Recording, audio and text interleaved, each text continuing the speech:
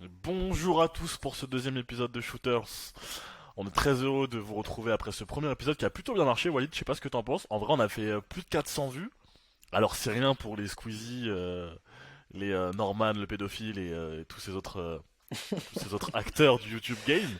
Mais 400 vues, en vrai, c'est pas mal. Nous, on est contents. Ça a plu à pas mal de monde. On a eu pas mal de retours. Donc, merci déjà pour tous vos feedbacks. On essaie d'en prendre compte on tente un nouveau visuel. Normalement, ce sera un peu plus quali au niveau du montage. Et on va, cette fois-ci, essayer de se tenir pour faire un épisode d'environ 30 minutes. On Mm. essaie de s'engager là-dessus. On a un petit timer et tout, on va essayer de faire un truc bien. La dernière fois, c'est vrai qu'on avait dit 20 minutes et on a fait 50. Et c'est parce que on parle beaucoup.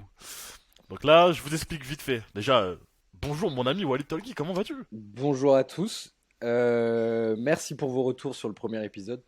Nous, on fait ça vraiment pour s'éclater et c'est un bel exercice. Donc, si ça vous fait plaisir, bah, c'est encore plus plaisant pour nous. Voilà. Très bel exo, c'est vrai. Le petit sommaire du jour. Ta-da-da-da-ta-ta-ta. Je vous mets la musique.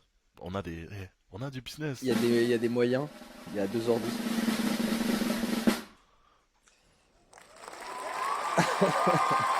On s'applaudit. Bon, ça s'arrête pas. Ouais. Alors, dans un premier temps, on va parler un tout petit peu de top 14. Parce que bon, des fanats de rugby que nous sommes, nous avons envie de parler un peu de rugby. Donc on parlera un petit peu de top 14 et un petit peu d'actu transfert. Ce sera très rapide, vous inquiétez pas, c'est juste pour discuter un peu sur deux trois choses qui se sont passées. Ensuite, on ira sur l'affaire qui est ultra polémique en ce moment et mon ami Walid a envie de défendre le Z, Zinedine Zidane, qui s'est fait attaquer par Noël Le Graët et surtout la re-signature de Deschamps. Donc on pourra aborder tout ça sur l'actu un peu foot. On repartira sur le rugby les amis parce que il s'est passé trop de choses dans le rugby. Il y a le président de la Fédé qui s'est fait éjecter. Il y a un grand barbu qui fait des trafics de places. Je comprends pas ce qui s'est passé. Donc on en parlera. Et ensuite il y a eu Saint-André qui s'est frité avec Mermoz ou Mermoz qui s'est frité avec Saint-André. Bon, ça va dans les deux sens. Et ensuite on ira sur un sport que Walid adore. Et c'est vrai qu'il fait beaucoup moins polémique qui pour les puristes du sport et du sport business surtout, la NBA. Trop Et bien. à la fin, on débriefera un petit peu sur l'équipe type du mois de décembre qui vient de sortir, là, que le top 14 a sorti. Ok. Voilà, ce sera pour terminer, ça devra faire une trentaine de minutes. Ça te va, mon ami? C'est parfait. On commence. L'ASM qui se vide. Qu'est-ce que t'en penses? Je sais que t'es pas un fanat des Clermontois, t'es pas un fanat de cette équipe de rugby, mais malgré tout, c'est une équipe qui est sur le premier plan du rugby français depuis quelques années. Même plus que quelques années, depuis des dizaines Euh, d'années. donc, c'est une équipe, comme tu as dit, performante depuis 10 ans.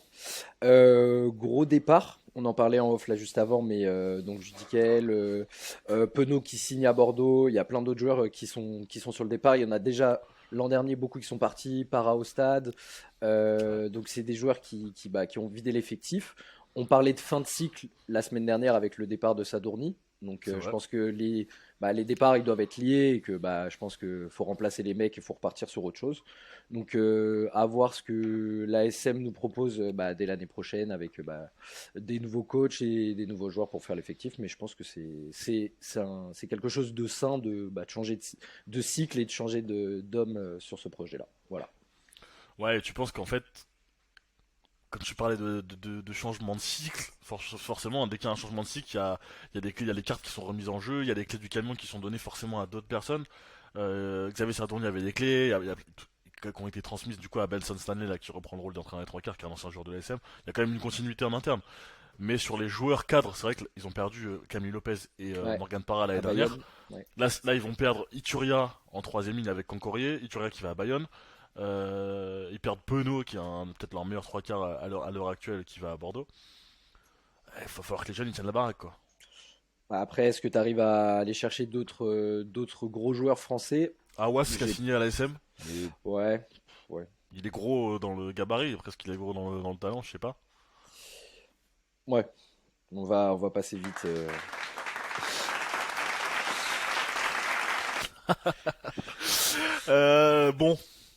Bon, on a fini sur cette actu transfert. Ouais. Hein, on va pas le rugby, on s'en fout, hein, on s'en bat les couilles. On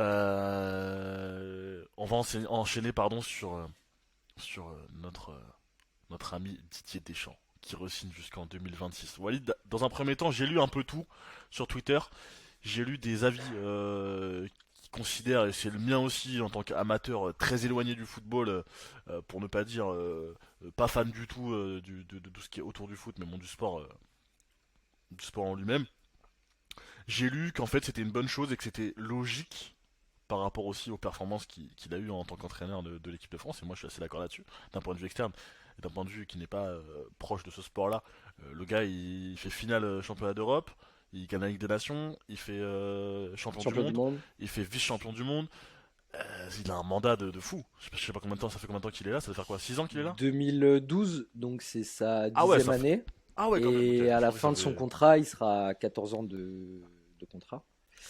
Et donc, tu m'as posé une question sur Didier Deschamps. L'objectif qui était fixé par la FFF, c'était demi-finale.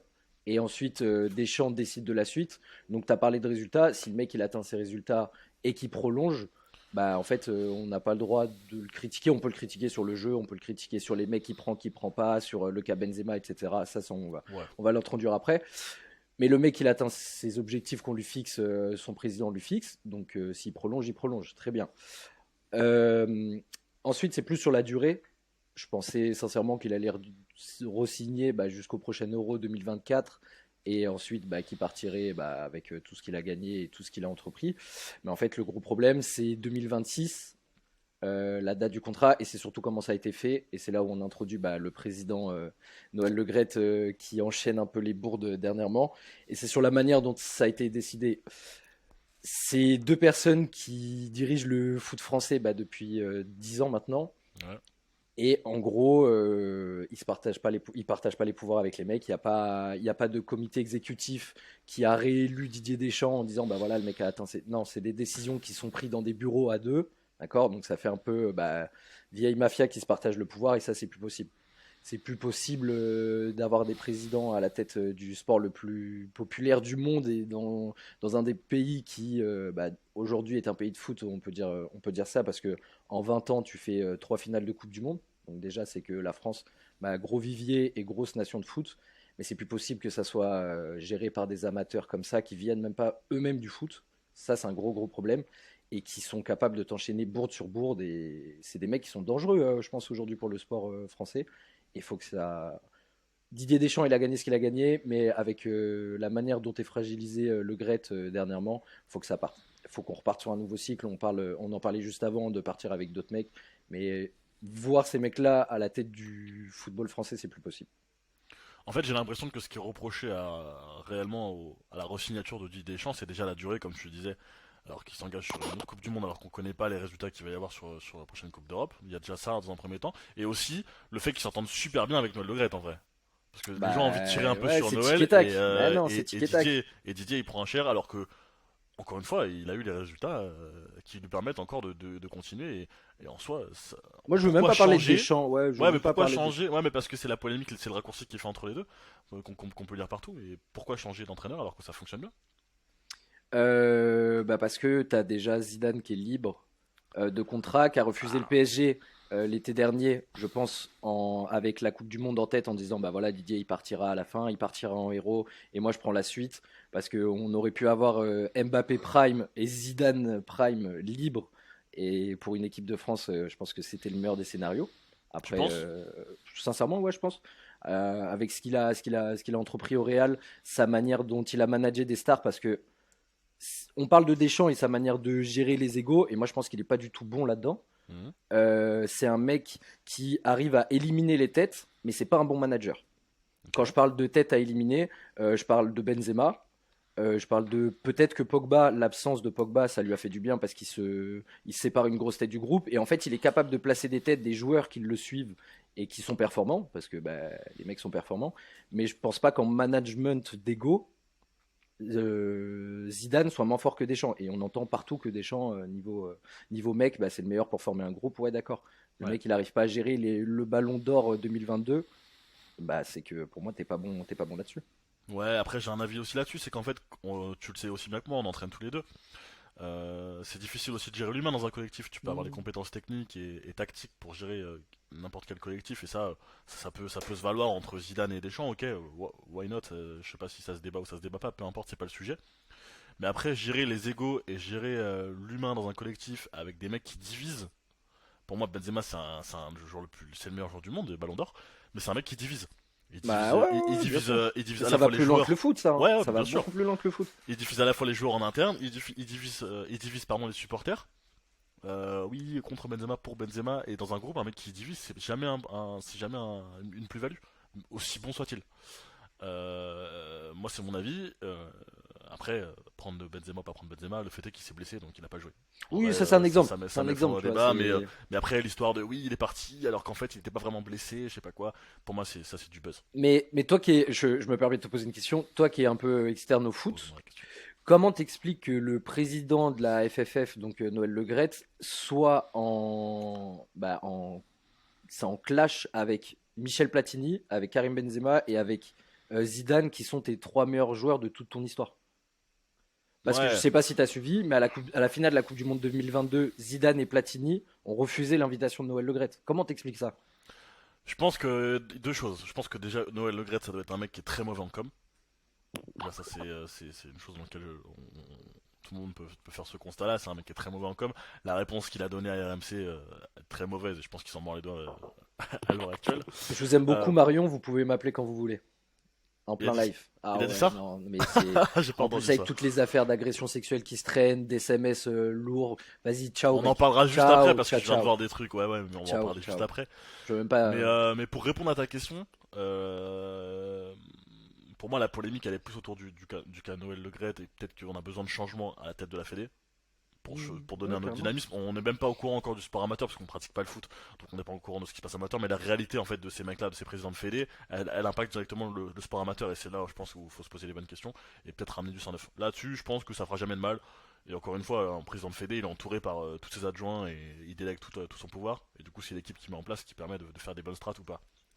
Mais là-dessus, je suis d'accord. Moi, c'est plus sur le cas des champs que je comprends pas trop pourquoi on lui en veut, etc. C'est plus Noël Le Graët. Mais pour revenir sur Noël Le Graët et les propos qu'il a tenus sur le plateau des RMC où il dit en gros pourquoi vous me parlez d'Idan en gros même s'il m'appelle je lui répondrai même pas ça n'a jamais été question etc etc et tous les joueurs comme tu dis les joueurs un peu prime donc Mbappé Cissé qui a fait un tweet très drôle Hugo Lloris enfin tous les joueurs ont Non, bah, défendu non, non, si je peux te couper, je crois qu'Hugo Lloris n'a pas réagi. Il a annoncé si sa si si retraite. je Ah, viens de le Ah, voir pardon. ouais Ok, si ok. si Ok, ok, je pardon. viens de le voir ça vient de sortir donc Ok. mais si si il a dit que Zidane c'était quand même une pointure et que c'était quand même un des meilleurs joueurs, enfin, pour tout ce qu'il a apporté à la France, et que c'est un des meilleurs joueurs de l'histoire du foot français, et qu'il fallait pas non plus lui chier dessus. Juste, il a pas pris parti comme un ouf, hein, non plus. Il est toujours dans le. Qui pour le coup est un bon communicant, je trouve, parce qu'il prend jamais trop parti.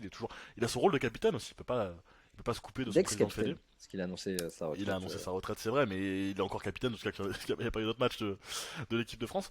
Et pour le coup, ouais, et je viens de voir autre chose, c'est que Noël Le Graët, comme tu disais, avec Marion, là, ce qu'il a dit à Marion, et surtout, visé par une agente ou une agente, je sais pas comment on dit, de joueurs de foot, qui disait qu'en fait, Noël Le Graët me voit comme un cul et des seins, et me voit pas comme un professionnel du foot. Après, moi, j'ai toujours du mal. C'est encore une fois mon populaire opinion sur chaque épisode, donc je vais en avoir un. J'ai toujours du mal avec les histoires qui sortent au moment où il y a du buzz. Ok, c'est ça que moi qui me gêne dans cette histoire et là où je suis pas d'accord avec la réaction des gens, c'est Hmm. que les gens ils se sont choqués quand Le Graët a manqué de respect à Zidane. Mais tous les manques de respect et toutes les affaires qui se traînent sont beaucoup plus graves qu'un simple manque de respect à la radio. Bien sûr. Il traîne vraiment des histoires d'agression sexuelle, de chantage sexuel, de trafic d'influence, des choses comme ça. Et ça va rebondir sur ce qu'on va dire tout à l'heure sur la porte. Mais en fait, c'est quelqu'un qui se vante de pouvoir agir. Mais en fait, je suis intouchable, je vous le dis, et je vous le dis avec le sourire.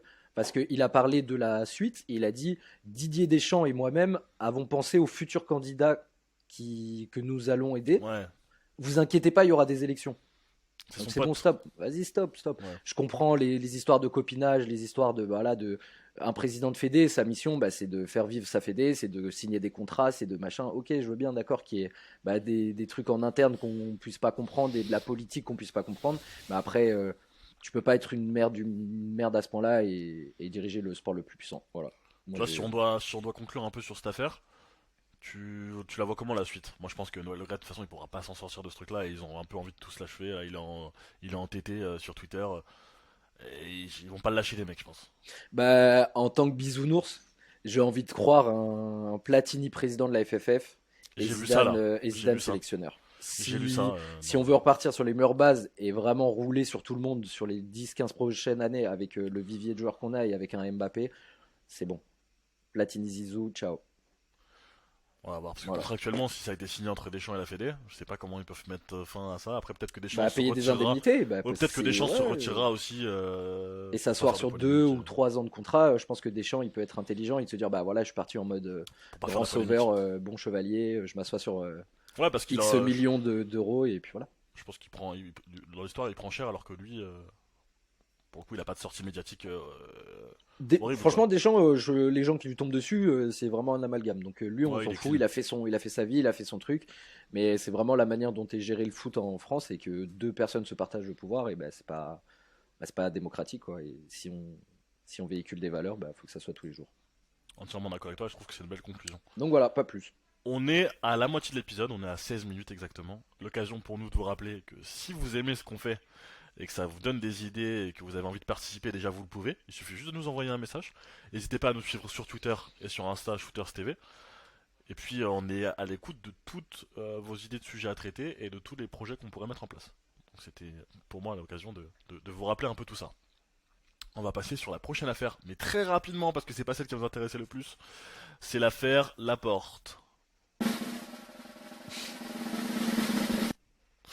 Pour remettre du contexte, avant que mon ami Walid vous explique un peu ce qu'il pense sur ce sujet-là, Bernard Laporte, donc, qui est un peu dans la sauce depuis quelques temps, je veux dire quelques années, mais un peu moins quelques mois, avec Moed Altrad, etc., au sein de la Fédé, a été remplacé, tout simplement. Je sais pas comment on peut dire ça, mais en gros, il n'est plus président de la fédération. Il y a un monsieur qui s'appelle Patrick Buisson, alors que perso, je connais pas. Qui a été choisi par la ministre et Bernard Laporte de manière un petit peu Ouais, officieuse. que je ne connais pas. Que penses-tu de ça? Bah, déjà, on va rappeler un petit peu les faits. Bernard Laporte, il a été condamné pour corruption et trafic d'influence. Ouais, Euh, rien que ça. là où j'en veux à Bernard, et alors que c'est quelqu'un que bah, déjà je l'ai aimé en tant que sélectionneur et je l'ai aimé en tant que président de la FFF, de la FFR, pardon, excusez-moi, c'est que bah, il a vraiment mis la lumière sur le rugby, il a fait des très bonnes choses là-dedans. Mais là où il a été mauvais, c'est qu'il a été reconnu coupable de trafic d'influence après donc une condamnation des supporters du MHR qui avaient brandi une banderole dans un stade et après la sanction qui a été tenue contre le club de Montpellier, Bernard Laporte a fait pression sur les membres de la commission pour réduire cette peine-là. Et Ok. en fait, la grosse erreur qu'il a fait, c'est de toucher aux sportifs.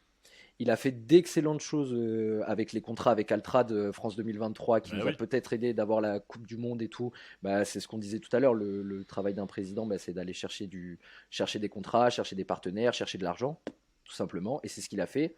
Mais dès qu'il a lié amitié, sportif, business, bah, il a merdé. Il a merdé. Et là, aujourd'hui, il a été condamné à 2 ans de sursis, si je dis pas de Ouais, bêtises. 75 000 euros d'amende. Et il a fait appel. Ouais. Je ne sais pas si l'appel a été rendu ou pas. Je ne suis pas un expert judiciaire, mais en fait, c'est qu'il a gâché tout son travail en essayant bah, de réduire la peine de Montpellier, et je trouve ça tellement bête, mais voilà, tu es reconnu Après, coupable ouais. de ça. Comme on a dit, si on est un petit peu cohérent avec ce qu'on disait tout à l'heure sur le foot, bah, en fait, c'est normal qu'il parte. Donc, tu es reconnu coupable d'un délit, bah, tu pars et tu n'as plus le droit d'être président. Mais ça me rend triste. Voilà. Ouais, parce qu'il y a des conflits d'intérêts, je pense aussi avec Oui, Moedaltrat complètement. qui l'a bien soutenu financièrement et même en termes d'aura et en termes de pouvoir. Et Moedaltrat qui est le président de Montpellier, qui lui aussi a été sanctionné à 50 000 euros d'amende et 2 ans Serge d'interdiction. Simon et le dernier, c'est Claude Haché, je crois. Ils sont quatre à être Ouais, mais ça c'est condamnés. sur France 2023, mais là, Mm. Moedaltrat, c'est l'interdiction aussi de gérer une société pendant 2 ans. Je pense qu'il en a rien à faire parce qu'il est milliardaire et que même 50 000 euros d'amende, je pense que c'est un pourboire, c'est un tips. Donc là-dessus, moi j'ai aussi un autre avis. C'est alors tout ce qui est bon, pas bon à la faire. Ok, je suis d'accord. Par contre, faut voir aussi ce qu'il a bien fait. Est-ce que les deux nous ont permis d'avoir la Coupe du Monde déjà en 2023. Tout ce qu'il a fait pour le sport amateur. Encore une fois, on disait que ça se reconnaît Mm. aussi. Les bonnes actions des présidents se reconnaissent aussi dans le sport amateur. Bernard Laporte, il a fait plein de choses pour le sport amateur. Et c'est un mec qui parle bien, qui communique bien, qui a une belle image. Je suis d'accord avec toi qu'il a un peu tué cette image-là et que la porte de sortie du coup elle est moins belle et pas C'est forcément ça qui est dommage, celle parce qu'il que la méritait. com, tout ce que tu mets en place, C'est dommage, je suis d'accord. l'image Sur de marque qu'il a Lukashi, réussi à mettre en place. voilà, c'est ça, c'est sur Lukashi, je suis entièrement d'accord avec toi. Maintenant, faut voir où ça en est. Il sera plus président, voilà, d'accord, super. C'est un mec qui va rester dans le rugby parce qu'il a envie d'apporter son soutien au rugby, et que c'est un très très bon communicant pour le coup, qui sait employer les mots justes. Donc, je pense qu'on le reverra très rapidement. Peut-être pas à la tête d'un club ou d'une fédé parce qu'il aura peut-être pas le droit déjà. Et puis, avec l'image qu'il a actuellement, ça va être compliqué. Mais il fera plein de choses pour le rugby, j'en suis persuadé. On rebondit sur ces affaires-là en parlant de l'affaire Chabal. Beaucoup d'affaires, hein. Cette semaine il s'est passé plein de choses. Donc Chabal, Sébastien Chabal, du coup, ancien joueur de l'équipe de France, du Racing, du Loup, etc. Ancienne vedette hein, du rugby français parce qu'il a mis 2 cartouches dans sa vie. Oh, Chabal, si tu me vois, je t'atteins. Non, non, mais c'était un bon joueur, mais c'est un joueur qui a fait sa carrière sur 3 plaquages. Mais qui est surtout une icône parce qu'il a les cheveux très longs et il a une barbe très longue et que c'est un peu une brute. Et en fait, il était sélectionné pour être ambassadeur France 2023, donc ambassadeur Coupe du Monde France 2023. Et à ce titre-là, il a demandé à avoir une centaine de places à acheter, apparemment, il les a achetées au prix du marché, à avoir accès en tout cas à une centaine de places pour pouvoir après les donner gratuitement à son entourage, à ses amis, etc. Je rappelle que pour avoir des places sur France 2023, il y avait un tirage au sort, fallait s'inscrire sur un site, fallait attendre pendant 1000 ans. Moi, j'ai pas été assez courageux, j'ai quitté avant parce que ça faisait ramer mon ordi. Mais du coup, toutes ces personnes qui n'ont pas pu avoir de place se sont un peu indignées de cette action. On parle même de trafic de places pour la Coupe du Monde. Walid, je te laisse prendre le relais parce que ça me paraît assez incroyable cette Non, histoire. pour rebondir rapidement dessus, s'il a été sélectionné en tant qu'ambassadeur, je crois que c'est bénévolement, si je dis pas de C'est bêtises. bénévolement, Et exactement. donc l'avantage ou le privilège qu'il a demandé en contrepartie, bah, c'est ces places-là. Ouais. Si il les paye et qu'il les donne gratuitement à sa famille, c'est le dernier de mes soucis, clairement. Donc ça peut choquer les personnes qui ont fait la queue et qui n'ont pas pu avoir de place. Mais en tant qu'ambassadeur, moi je trouve pas ça choquant qu'on réserve des places pour ces personnes-là. Voilà. Moi non plus. Encore une fois, la seule interrogation, et c'est ce qui fait débat, on a du mal, même s'il a dit qu'il les avait achetés au prix du marché. La question de savoir, c'est est-ce qu'il les a eu gratuitement, est-ce qu'il va les Ouais, revendre. oui, oui, Il a c'est dit ça, que ouais. non, et il les a Ouais. achetés. Donc il va pas les revendre, il les a achetés. Pour les donner. Une centaine de places au prix du marché, il a dû payer ça une dizaine de milliers d'euros, je pense, parce que c'était des bonnes places, en plus c'est par package. Et si derrière il les donne à sa famille, mais enfin c'est la vie en fait d'avoir des avantages. T'as un statut, t'as des avantages.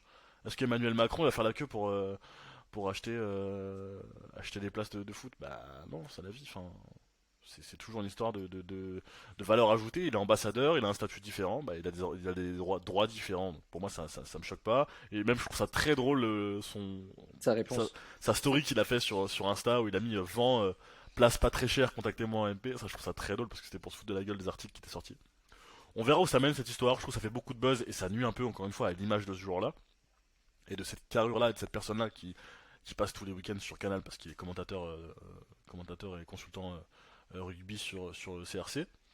Et quand tu tapes maintenant Sébastien Chabal sur Google, bah la première page c'est que de la merde quoi. C'est que des articles qui sont sortis pour faire ce bad buzz et sortir plus ou moins d'infos. Donc personne ne sait vraiment ce qui s'est passé. On verra où ça mène, mais je trouve que c'est dommage encore une fois de tirer sur un mec sans savoir en fait ce qui s'est passé. Il y a la présomption d'innocence.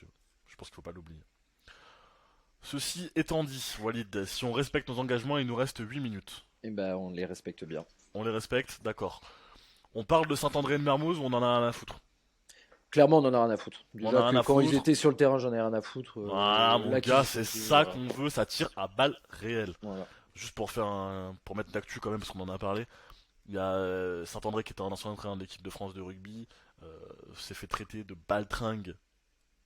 Bon, ça m'a pas choqué. Hashtag Par Maxime, Serge Aurier. par Maxime Mermoz, ancien joueur de l'équipe de France, qui disait qu'en fait, bah, il avait fait jouer ses potes, c'était du copinage et Maxime Mermoz avait un peu subi les conséquences de tout ça.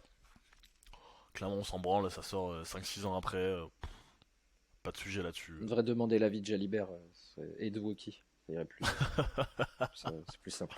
Non, Walid ne soit pas aussi trash. Respecte un peu. Pardon. On va faire plaisir à tous nos amis, à Fabien Favoineau notamment, à qui je fais une dédicace, à Maxence Collignon qui devait intervenir avec nous et qui interviendra sur une prochaine émission. On va parler NBA parce que c'est le sport préféré de mon petit Wawa. Alors parfois on se fait des baskets avec Wawa, je vous avoue que je prends une misère parce que je suis nul à chier, j'arrive même pas à toucher l'arceau. L'arceau aussi. Ouais, tu le touches pas, Le... donc t'as pas besoin Voilà, de... j'arrive pas à toucher. Pour moi c'est comme les étoiles, on les touchera jamais. Est-ce que tu peux nous faire un petit point récap de ce qui s'est passé en NBA mon petit Wawa? Au-delà de te faire un petit récap de la NBA et de l'actualité, c'est plus une note de légèreté qu'on voulait avoir en fait en fin d'émission.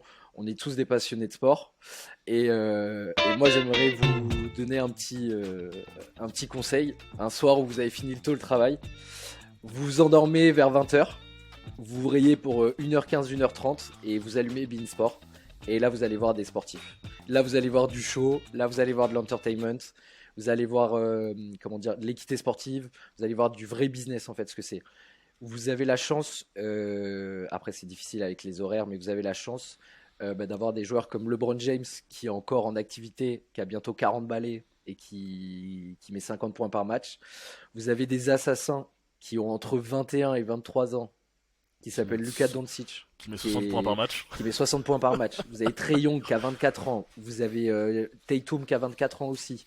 Vous avez Devin Booker qui en a 26.